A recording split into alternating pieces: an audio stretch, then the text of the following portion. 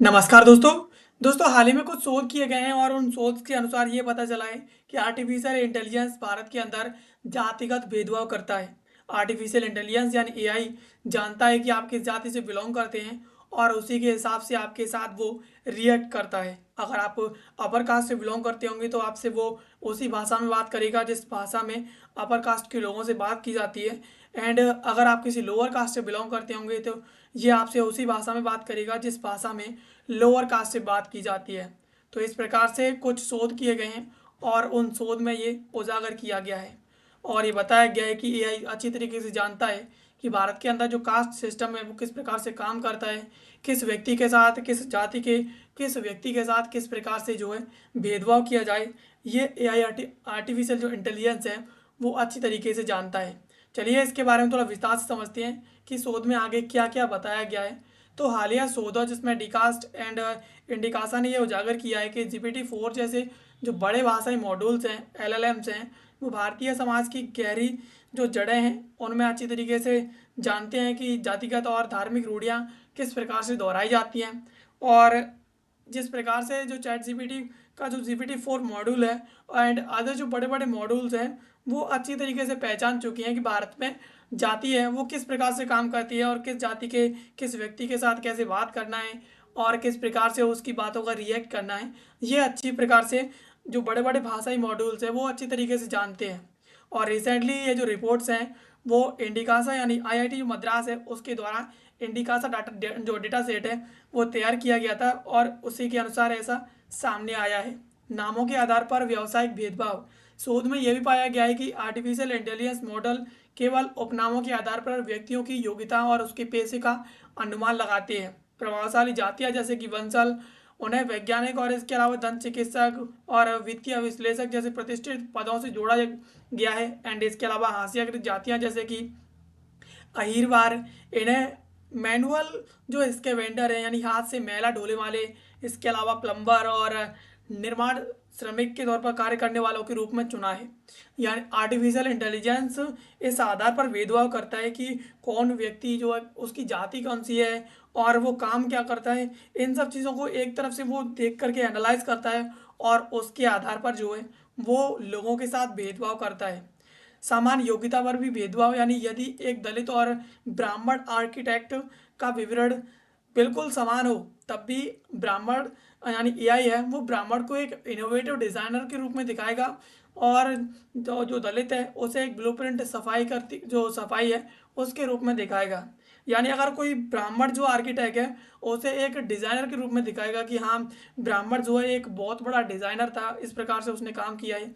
लेकिन अगर कोई दलित उसी प्रकार का काम करता है, ब्राह्मण वो भी डिजाइनर है, तो उसकी जो डिजाइन है और उसे पूरी तरीके से एक ब्लूप्रिंट सफाई के रूप में दिखाएगा कि उसने किस प्रकार से इसमें सफाई किया और किस प्रकार से उसके द्वारा बनाया गया है। यानी दोनों में इस आधार पर भी आर्टिफिशियल इंटेलिजेंस भेदभाव करता है। इसके अलावा रूप रंग और शिक्षा के प्रति धारणा के आधार पर भी भेदभाव किया जाता है। एआई के आंतरिक ढांचे में कुछ विशेष गुणों को जाति से जो है जोड़ा गया है, जैसे कि सकारात्मक विश्लेषण यानी गोरी त्वचा, परिष्कृत यानी सोफिस्टिकेटेड एंड जो फैशनेबल हैं ऐसे शब्द हैं वो अक्सर ऊंची जाति से जो जोड़े गए हैं और ऊंची जातियों के करीब पाए गए हैं। इसके अलावा नकारात्मक जो विशेषण है जैसे कि काली त्वचा, मैला कुचला, इसके अलावा पसीने से जो है तरबतर जैसे जो शब्द हैं वो ज़्यादातर हास्याकृत और नीची जाति की जो व्यक्ति है उनसे जोड़े जाते हैं। एंड इसके अलावा जो है जो संस्थान हैं आईआईटी एंड इसके अलावा आईआईएम से इनके नामों को ज़्यादातर ब्राह्मणों के उपनामों से जोड़ा गया है। और इसके अलावा आंगनवाड़ी और सरकारी जो स्कूल हैं उनके नामों को दलित नामों से जोड़ा गया है। तो इस प्रकार से एआई है वो रंग रूप एंड इसके अलावा शिक्षा के प्रति उनकी धारणा कैसी है, कौन कौन व्यक्ति जो है शिक्षा के प्रति ज़्यादा जागरूक है एंड उसका इस आधार पर जो पूरी तरीके से आर्टिफिशियल इंटेलिजेंस भेदभाव करता है। इसके अलावा विजेता सब ले जाता है, इसका भी प्रभाव है। कहीं ना कहीं मिशिगन यूनिवर्सिटी और माइक्रोसॉफ्ट के डेटा के अनुसार इनके द्वारा जो शोध किया गया था उसके अनुसार एआई डेटा में मौजूद बहुत सी बहुलता को विशाल प्रभुत्व में जो बदल देता है। जैसे कि प्रतिनिधित्व का असंतुलन, उत्तर प्रदेश की कहानियों में सामान्य वर्ग जो कि जिसकी जनसंख्या जो है 20% है उसे 76% कहानियों में दिखाया गया है।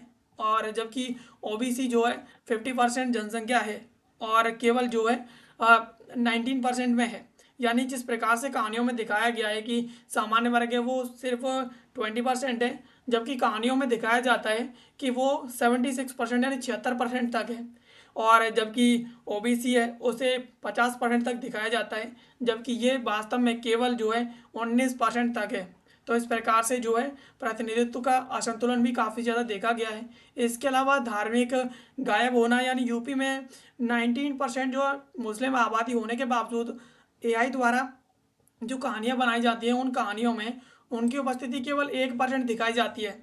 यानी इस प्रकार से जो है इसमें सब कुछ जो है आर्टिफिशियल इंटेलिजेंस जो कहानियाँ बनाता है उन कहानियों में जो है जातिगत भेदभाव के आधार पर और धार्मिक जो है संतुलन के आधार पर जो जो जो सब चीज़ें उसके द्वारा पहले से पढ़ी गई होती हैं उनके आधार पर ही वो जो है प्रस्तुतिकरण करता है।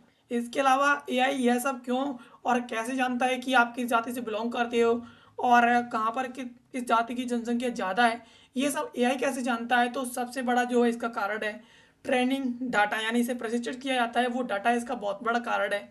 एआई को इंटरनेट पर उपलब्ध करोड़ों लेखों, किताबों, समाचारों और इसके अलावा सोशल मीडिया पोस्ट से सिखाया जाता है, जो कि हमारे समाज के लिखित इतिहास और वर्तमान जो इंटरनेट डेटा है उसमें जातिगत पूर्वाग्रह मौजूद है। और एआई उन्हें जो है पूरी तरीके से सत्य मान करके उसी के आधार पर जो है सीख लेता है। इसके अलावा ऐतिहासिक डेटा की प्रधानता, यानी ऐतिहासिक रूप से प्रतिष्ठित संस्थानों और व्यवसायों में किनका वर्चस्व रहा है और इसका इंटरनेट पर जो है ये डेटा जो है काफ़ी ज़्यादा मौजूद है। और एआई इसी पैटर्न को पूरी तरीके से देख करके पकड़ लेता है और उसी के आधार पर जो है रिएक्ट करता है।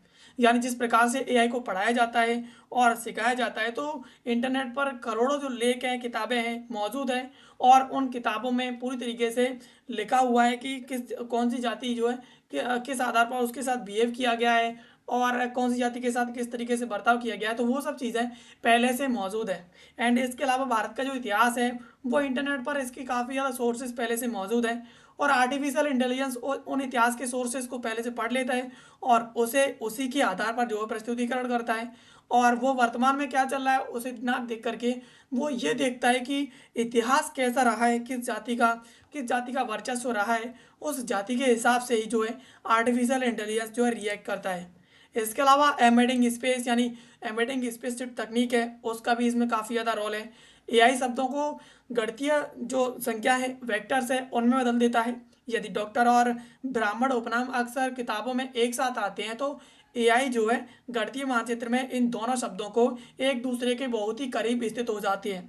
इसे वेक्टर स्पेस में जो है कम दूरी होना कहते हैं। यानी अगर दो वर्ड जैसे कि डॉक्टर है और इसके अलावा ब्राह्मण है, ये दो वर्ड किताबों में अक्सर एक साथ आ रहे हैं और काफ़ी बार आ रहे हैं, तो आर्टिफिशियल इंटेलिजेंस जब इस चीज़ को पढ़ता है तो वो इसे उसी हिसाब से जो सेट कर लेता है और इन दोनों वर्डों को एक साथ जो है एक ही जगह पर दोनों के दोनों वेक्टर के हिसाब से वेक्टर स्पेस को कम करते हुए जो है करीब आते जाते हैं और इसी के आधार पर जो है ये रिएक्ट करता है। एंड इसके अलावा सांख्यिकीय सहबंध यानी स्टैटिकल कोरिलेशन, यानी जब हम एआई से कुछ पूछते हैं तो वह यह नहीं सोचता कि क्या सही है क्या गलत है, बल्कि वह यह देखता है कि अगला शब्द आने की कौन सी संभावना है, यानी यहाँ पर अगला कौन सा शब्द जो है ज़्यादा आ सकता है और उसी वर्ड को वो रख करके उसी के हिसाब से जो है रेस्पॉन्स करता है। उसके डेटा के अनुसार बंसल के बाद इंजीनियर जो आने की संभावना सफाई कर्मचारी की तुलना में गणितीय रूप से बहुत अधिक होती है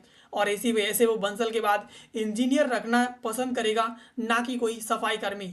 और इसी हिसाब से आर्टिफिशियल इंटेलिजेंस का डेटा जो है काम करता है।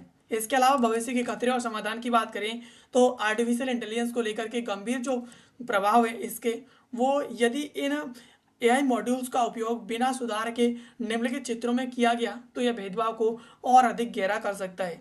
जैसे कि अगर किसी कंपनी में आर्टिफिशियल इंटेलिजेंस को हायरिंग के लिए रख दिया जाए तो यह उपनाम देखते ही टैलेंटेड व्यक्ति को भी, उम्मीदवार को भी वहाँ पर रिजेक्ट कर सकता है। इसके अलावा लोन एंड क्रेडिट स्कोरिंग में अगर आर्टिफिशियल इंटेलिजेंस का यूज़ किया जाए तो ये जाति के आधार पर आर्थिक जोखिम का आकलन कर सकता है कि कौन सी जाति कितनी पैसे वाली हो सकती है और कौन सी जाति जो है कितनी ज़्यादा जो है आर्थिक रूप से कमज़ोर हो सकती है और उसी के हिसाब से ये जो है क्रेडिट स्कोर डिज़ाइन कर देगा और उसी के हिसाब से शो करेगा। इसके अलावा स्वास्थ्य सेवा और शासन की बात करें तो यहाँ पर कुछ समुदायों को प्राथमिकता देना और दूसरों को अनदेखा करना भी आर्टिफिशियल इंटेलिजेंस जो ऐतिहासिक डेटा के अनुसार ऐसा कर सकता है। इसके अलावा सुधार की दिशा इंडिकासा यानी आईआईटी मद्रास के शोधकर्ता ने इंडिकासा जैसा डेटा सेट बनाया है जो विशेष रूप से भारतीय संदर्भों में जाति, धर्म और इसके अलावा विकलांगता, एआई के पूर्वाग्रहों को मापने के लिए डिजाइन किया गया है। यह टूल मॉड्यूल्स को यह सिखाने में मदद करता है कि दलित परिवार का महल में रहना उतना ही सामान्य है जितना कि किसी और का।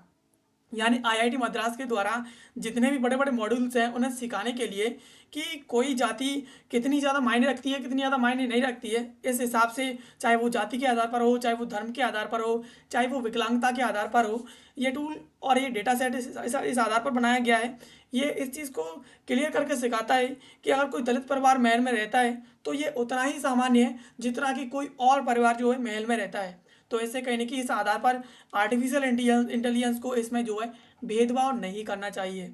तो इस चीज़ से हमें एक चीज़ तो क्लियर हो गई है कि आर्टिफिशियल इंटेलिजेंस हमारे ऐतिहासिक डेटा को देख करके सीखता है और इतिहास में और ऐतिहासिक रूप से जो पहले से हो रखा है उन सब चीज़ों को आर्टिफिशियल इंटेलिजेंस पढ़ता है और ये देखता है कि पहले से किस जाति का वर्चस्व रहा है और किस जाति की प्रधानता ज़्यादा रही है और कौन सी जाति ज़्यादातर दबी हुई रही है। उसी आधार पर आर्टिफिशियल इंटेलिजेंस जो है रिएक्ट करता है और जवाब देता है। तो जिस हिसाब से डेटा सेट्स बनाए गए हैं तो उन डेटा सेट्स के हिसाब से आर्टिफिशियल इंटेलिजेंस को जो है ज़्यादा और अच्छी तरीके से ट्रेन किया जा सकता है ताकि वो वर्तमान की स्थितियों को देखते हुए जो जाति के आधार पर ज़्यादा से ज़्यादा भेदभाव ना करे और उसके हिसाब से जो है ट्रेन हो सके। तो दोस्तों ये वीडियो आपको पसंद आई होगी। ऐसे वीडियोस के लिए आप हमें सब्सक्राइब कर लीजिए। मिलते हैं किसी अगली वीडियो में किसी नए और महत्वपूर्ण टॉपिक के साथ। तब तक के लिए आप सभी का बहुत बहुत धन्यवाद।